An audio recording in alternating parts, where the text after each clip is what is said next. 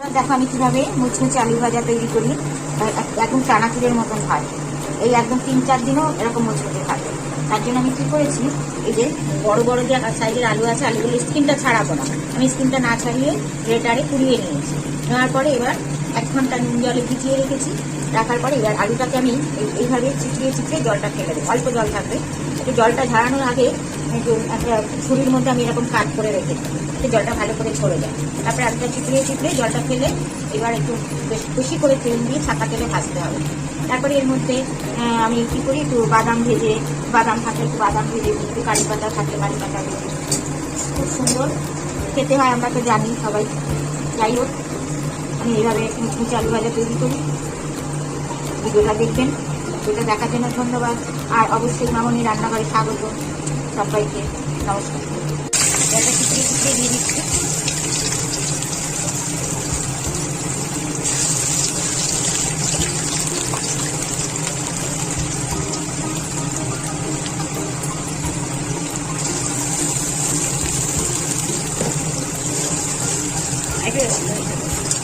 Continue নাড়তে হবে যাতে দলা বেঁধে না।